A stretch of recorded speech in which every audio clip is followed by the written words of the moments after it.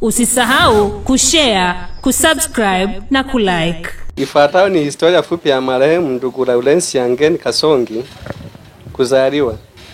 Laurensia Mgeni Kasongi alizaliwa tarehe 14 mwezi wa 7 mwaka 1936 katika kijiji cha Chore. Elimu. Laurensia Mgeni Kasongi hakubahatika kupata elimu katika mfumo rasmi. Ndoa.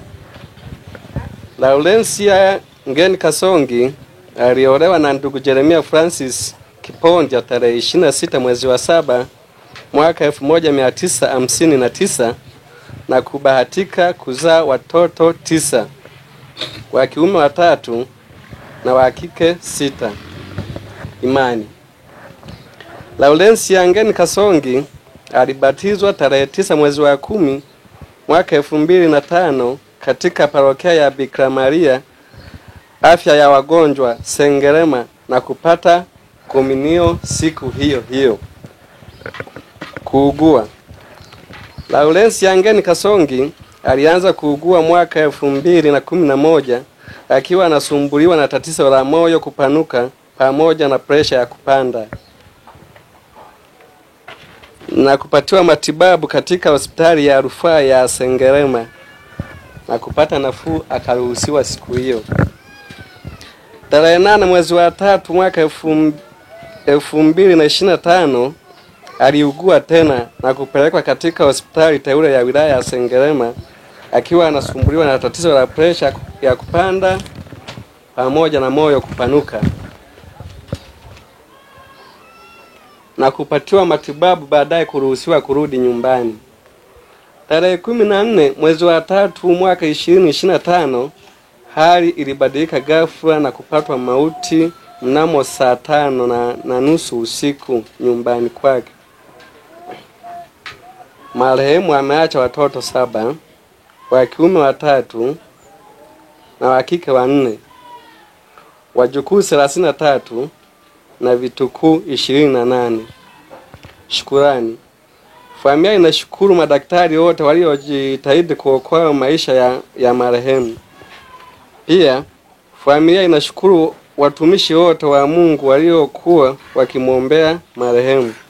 Bwana ametoa, jina lake liinuliwe. Tumsifu Yesu Kristo. Kabla hatujasali sala ya mwisho, kama kuna mtu mwenye utaratibu juu ya safari, hata tendo la kutupa utulivu na usikivu ni ibada pia. Hata kama si Mkatoliki, tuanze ibada yetu kwa jina la Baba na la Mwana na Roho Mtakatifu. Tunakushukuru Mungu Baba Mwenyezi, uketie mahali pasiri kwenye nuru na mwanga usioharibika na mkono wa awaye yote. Asante Mungu wetu kwa ajili ya mjoli wako na mtumishi wako Laurensia Burugu. Imekupendeza kumtoa katika dunia hii katika umri wake.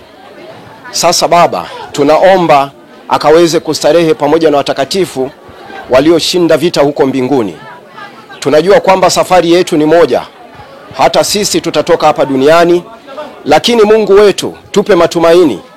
Ibariki na kuilinda familia hii, kifo hiki kisigawanye familia, bali wakaweze kuimarika na kuwa wamoja katika familia, ukoo, kijamaa na ndugu. Tunajua Mungu wetu wa mbinguni, wapendwa wetu na ndugu zetu wana familia hii wameumizwa na kifo hiki, lakini unatufundisha kuwa na tumaini. Basi tunajikabidhi mikononi mwako ili tuanze pamoja na wewe, na hatimaye safari ya kumsindikiza mpendwa wetu mama yetu Laurensia ikaweze kukamilika. Tunaomba yote hayo kwa njia ya Kristo Bwana wetu. Ndugu zangu katika Kristo, niendelee tena kuwakaribisha. Hao wanaopiga kelele ni sehemu, kwa sababu kwenye mikusanyiko ya watu tunakusanya tabia mbalimbali. Unaweza ukajisikia mwingine anaweza kaanza kuimba nyimbo, usimshangae. Lakini yote kwa yote tuendelee kutiana moyo katika safari ya mpendwa wetu Laurensia. Sasa nikaribishe mtu atakayetusomea neno ili tusikie neno la Mungu, tutafakari pamoja kabla ya kumsindikiza mpendwa wetu. Sikiliza neno la Mungu. Neno linatoka katika Injili ya Marko sura ya 5 aya 35 hadi 42. Hata alipokuwa katika kunena, wakaja watu kutoka kwa yule mkuu wa sinagogi wakisema, binti yao amekwisha kufa. Binti yako amekwisha kufa. Kwani kuzidi kumsumbua mwalimu? Kwa nini kuendelea kumsumbua mwalimu? Lakini Yesu alipokwisha sikia lile neno likinenwa katika mtu afuataye naye, ndio ila Petro na Yakobo na Yohana nduguye Yakobo wakafika nyumbani kwa yule mkuu wa sinagogi, akasema kwa ghasia na kwa watu wakilia, wakifanya maombolezo makuu. Alipokwisha kuingia akawaambia, mbona mnafanya ghasia na kulia? Mbona mnafanya ghasia na kulia juu ya msiba huu? Kijana hakufa, bali amelala tu. Wakamcheka sana, naye alipokwisha kuwatoa nje wote, akamtwaa babaye yule kijana na mamaye, na wale waliokuwa pamoja naye, akaingia ndani alimokuwemo yule kijana.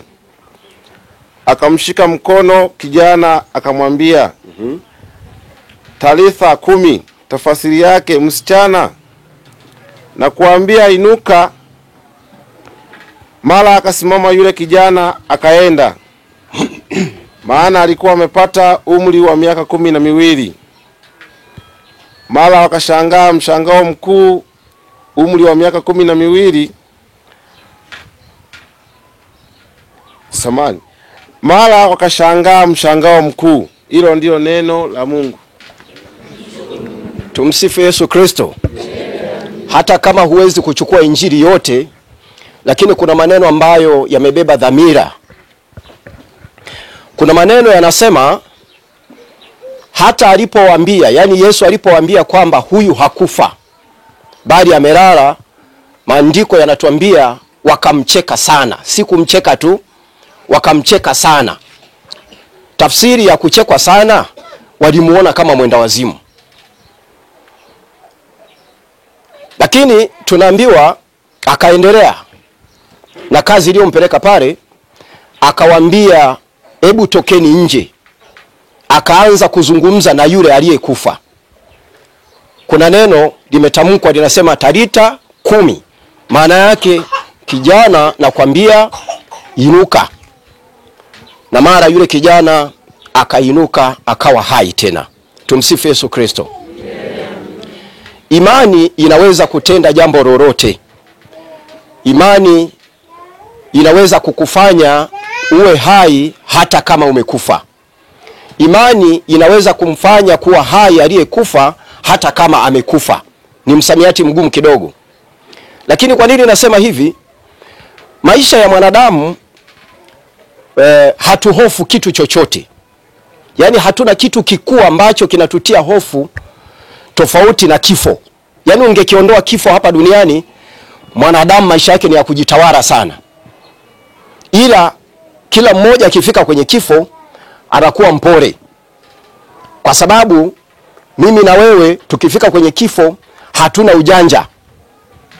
Na bahati mbaya sana, tunapofika katika tukio la kifo, tuwe tunapenda kufa ama hatupendi, tutakufa. Na bahati mbaya sana, kifo huwa kimvuki mtu mwoga. Yaani kwamba ukiwa mwoga sana na kiogopa kifo, kwamba labda kipite kiende kwa mwingine. Hapana, utakufa pamoja na woga wako, pamoja na nguvu na mamlaka. Tunazungumza kitu gani? Tunazungumza kwamba tukifika kwenye kifo tuwe na adabu. Yaani tuwe na heshima. Na katika tendo hilo tumuone Mungu, tuyaone mamlaka ya Mungu. Wewe hata kama husali, hatuzungumzi habari za dini. Sisi ni Wakatoliki. Lakini fursa kuu ambayo tunaipata kuzungumza na watu tofauti tofauti ni katika matukio haya ya msiba, kwa sababu yamekusanya watu mbalimbali. Nisizungumze kama Mkatoliki, Hebu nizungumze tu ili unielewe kwamba tunapofika katika kifo, Mungu anatakiwa kupigiwa saruti. Tunaambiwa kwamba watu walikuwa wanafanya ghasia. Yesu asingetokea kwa hawa watu ambao walikuwa wamefiwa na huyu kijana, hakukuwa na jambo jingine zaidi ya kuzika na kuendelea na maisha. Lakini Yesu anatenda muujiza kwa sababu ili ajitukuze yeye. Tumsifu Yesu Kristo. Na katika maisha yetu kuna jambo ambalo linaweza kufanyika. Tukisoma kile kitabu cha Waefeso sura ya 6 kuanzia mstari wa 8 hadi wa 10, tunaambiwa zivaeni silaha zote za Mungu ili mkaweze kuzipinga hila za mwovu shetani. Kwa maana kushindana kwetu sisi si kwa mwili na nyama, bali juu ya falme na mamlaka. Sisi Wakatoliki, kwa wale msio Wakatoliki, sisi Wakatoliki tunasali na sadiki kwa vitu vinavyoonekana na visivyoonekana. Kwa maana kwamba kuna ulimwengu nje ya ulimwengu, hata wewe usiyeamini. Yaani kuna ulimwengu nje ya ulimwengu. Kwa maana ya kwamba kama kuna ulimwengu nje ya ulimwengu, basi kuna Mungu nje ya macho haya ya nyama ambayo tunatazamana mimi na wewe. Kwa hiyo tutiane moyo. Ni muda wa kutafakari. Mpendwa mama yetu Laurensia amelala hapa. Hoja sio kusikitika, liwe darasa la kutukumbusha mimi na wewe, hakika tutakufa. Hakika tutakufa. Na kati yetu hapa kuna msiba mmoja unafata. Baada ya kumzika huyu mama, kuna msiba mwingine utafata. Bahati mbaya sana hatujui mimi na wewe. Yawezekana ni mimi niliyesimama hapa, ama yawezekana ni wewe. Wewe unapenda ama hupendi, lazima utakufa. Sasa hoja sio kufa, wapendwa. Hoja sio kufa. Hoja ni kwamba ninakufaje na iachaje dunia. Yatengeneze maisha yako ukiwa hai. Juzi hapa tulikuwa na Padri Biringi anatuambia kwamba kuna falsafa moja ambayo ilizungumza inanitia nguvu sana. Anasema usisubiri gari lako kulipeleka gereji linavutwa na kamba. Yaani usipigwe na maisha ndio unalainika unamtafuta Mungu. Mtafute Mungu ukiwa na nguvu zako. Yaani haya madhehebu ambayo tunasali, mwingine anasali AIC, mwingine Katoliki, mwingine Uislamu, ni kama klabu za mpira tu. Yawezekana mtu akasali Uislamu alafu mwovu kabisa, hafanani na Waislamu. Mtu anaweza akasali Sabato lakini ni wahovyo kabisa ukimlinganisha na Wasabato wanavyojinasibu. Lakini mtu anaweza akasali Katoliki wahovyo kabisa. Hoja tunayoizungumza ni mahusiano mema na watu. Dunia sio yako. Tunaanza mahusiano mema na watu. Watu hawa ndio wanatufahamu sisi kuliko tunavyojifahamu. Pengine katika maisha haya tunapomtafuta Mungu tukiwa na nguvu, tunamtumikia kwa furaha. Mtu ambaye amechoshwa na dunia, hata kama kienda kusaidiwa na Yesu, sala zake ni za manunguniko. Ni za manunguniko kwa sababu alishachoka ile mbaya. Tumtafute Mungu tukiwa na nguvu. Tuache kiburi cha uzima. Kuna watu kwa sababu jana alilala, leo ameamka na anapiga mswaki, anainuka akiwa na nguvu zake, anafikiria kwamba ataendelea kuwa hai, ataendelea kuwa mzima, ataendelea kuwa na afya. Wapendwa, niwatie moyo. Mama yetu huyu pamoja na umri wake mkubwa, lakini kifo huwa hakina mwenyewe. Yawezekana amezika wajukuu zake. Yawezekana amezika watoto wake pamoja na umri wake mkubwa. Yawezekana amezika wapendwa ambao kiumri walikuwa wadogo, lakini wamelala, amewazika yeye. Kibinadamu tungesema kwamba labda mwenye umri mkubwa ndo atangulie, watoto wabaki. Nilikuwa nazungumza na baba yangu hapa juzi, tulikuwa huko Busisi. Nasema kwamba Mungu akitaka, mzazi anaweza kazika mtoto. Ametaka hapo. Lakini kibinadamu mtoto ndo angezika nani? Angezika mzazi. Mzazi ndo angezika mtoto. Kwa sababu mzazi si ndo umri umekuwa.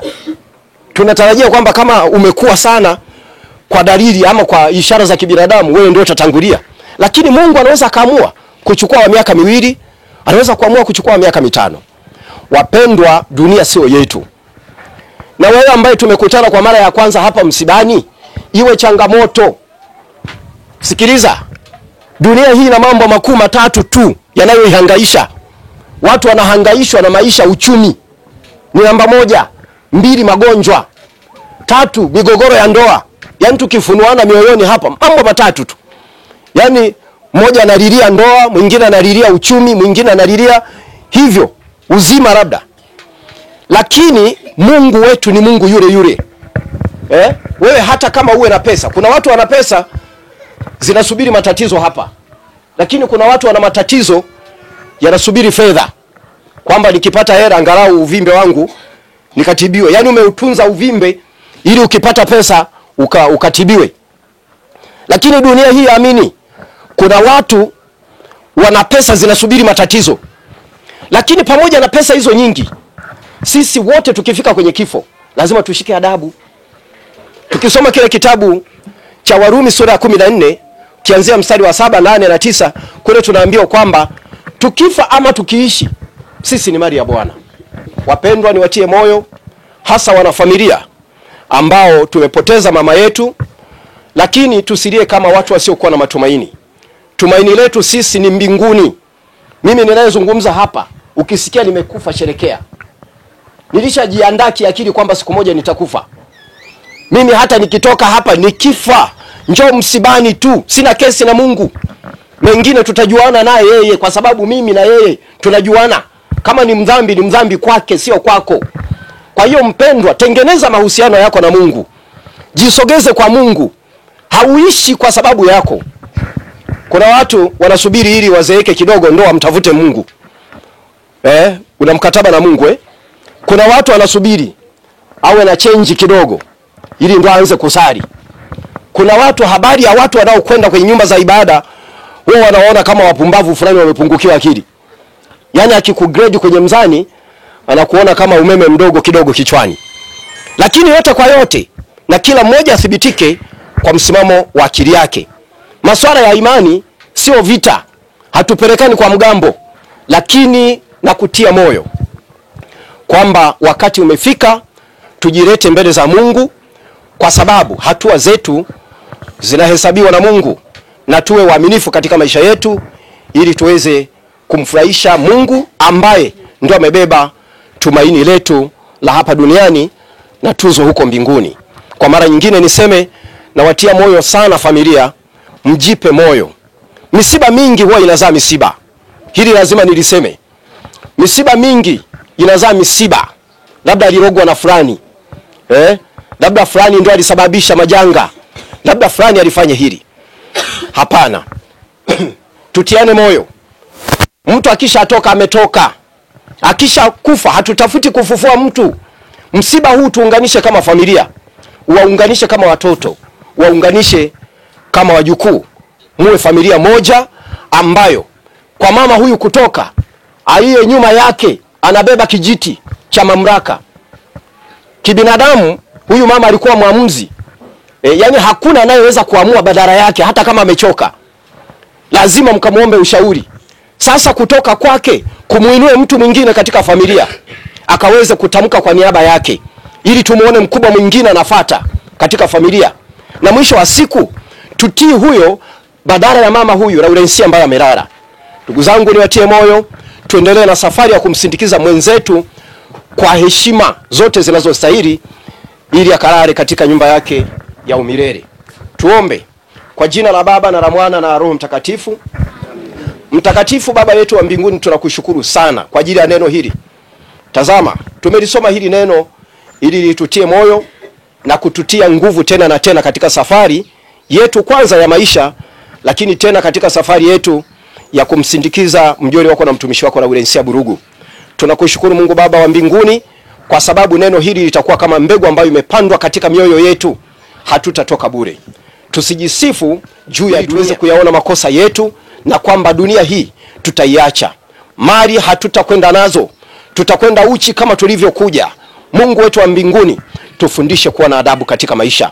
Tusaidie kuifuata njia itupasayo kuifuata, kwa sababu sisi ni dhaifu toka kuzaliwa.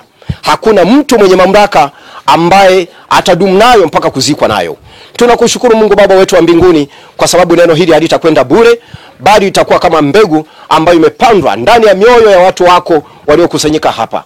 Wafanye sasa kuwa viumbe wapya na wakurejee wewe, kila mmoja na nafasi yake na imani yake, wakatakatifuzwe, watengenezwe upya, ili wewe uendelee kuhimidiwa na sisi tuendelee kubarikiwa. Asante Mungu wetu wa mbinguni, tunaomba yote hayo kwa njia ya Kristo Bwana wetu. Baba yetu uliye mbinguni,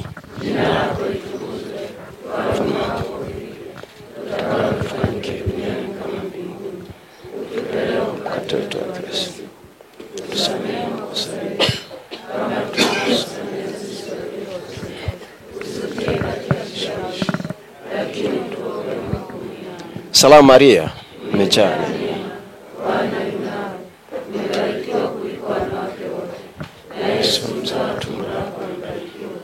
Maria mtakatifu, mama wa Mungu, utuombee sisi wakosefu, sasa na saa ya kufa kwetu. Amina. Atukuzwe Baba na Mwana na Roho Mtakatifu, mwanzo na sasa na siku. Watakatifu wote wa Mungu, Mtakatifu Laurensia, kwa jina la Baba na la Mwana na Roho Mtakatifu. Wakati huu naarika utaratibu kwa mtu